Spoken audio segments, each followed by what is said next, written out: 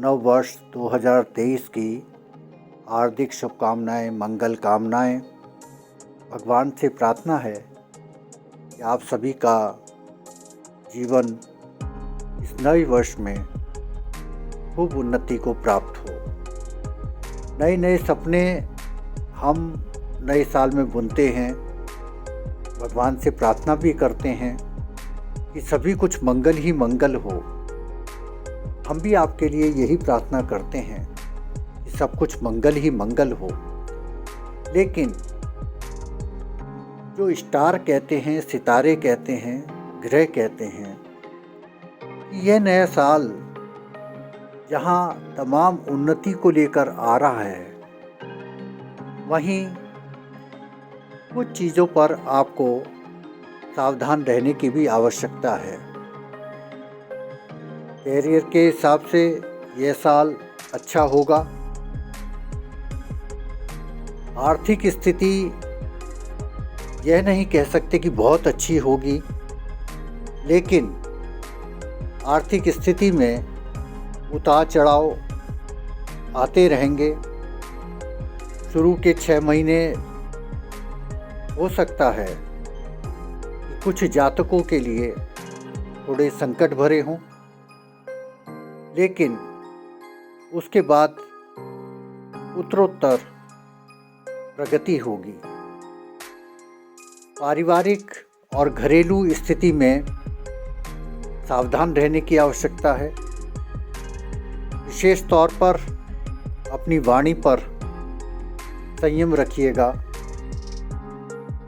ऐसा ना हो कि घर की शांति वो भंग हो जाए। मानसिक रूप से यह वर्ष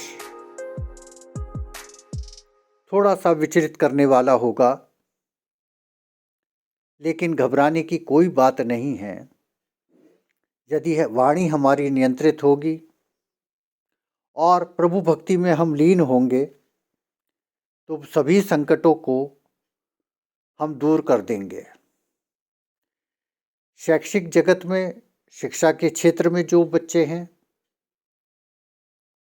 उनको भी चाहिए कि पूरी एकाग्रता के साथ वह पढ़ें। शैक्षिक रूप से यह वर्ष अच्छा रहने वाला है। नौकरी के हिसाब से भी यह वर्ष अच्छा होगा, लेकिन हमको अपने कार्यालयों में, अपने दफ्तर में थोड़ा सा संयम से काम लेना होगा। अपने सीनियर से तालमेल बनाकर चलना होगा। आर्थिक स्थिति की बात मैंने आपको बताई। इसमें हम ये भी आपको सलाह देते हैं कि कोई भी शुरुआत के शुरू के महीनों में कोई बहुत बड़ा पूंजी निवेश ना करें, लेकिन जैसे जैसे चैत्र मास निकलेगा आप पूंजी निवेश कर सकते हैं।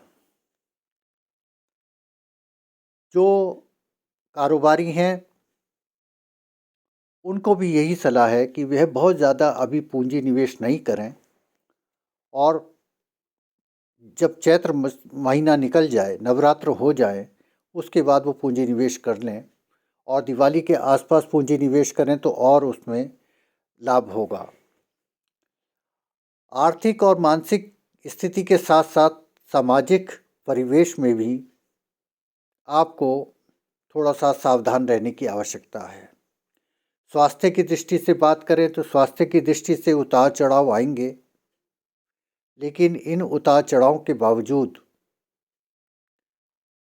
आप यदि प्रभु भक्ति में लीन रहते हैं तो निश्चित रूप से आपका स्वास्थ्य सही रहेगा। अगर हम समग्र रूप से बात करें, ओवरऑल बात करें इस वर्ष की, तो 3 चीज़ों पर विशेष सावधानी की आवश्यकता है। पहली है स्वास्थ्य, दूसरी है आर्थिक स्थिति, और तीसरी है घर की शांति। अब उपाय क्या करें? इसमें हम आपको मोटे मोटे तौर पर कुछ चीज़ें बताते हैं कि यदि आप पूरे वर्ष ये उपाय करते हैं तो निश्चित रूप से सारे संकटों से आप दूर हो सकते हैं। पहला उपाय है भगवान सूर्य को जल और आदित्य हृदय स्तोत्र का नियमित पाठ। दूसरा उपाय है आपका स्वास्थ्य अच्छा रहे, इसके लिए आपको महामृत्युंजय मंत्र अवश्य करना चाहिए। भले ही आप एक माला करें अथवा 11 बार पढ़ें।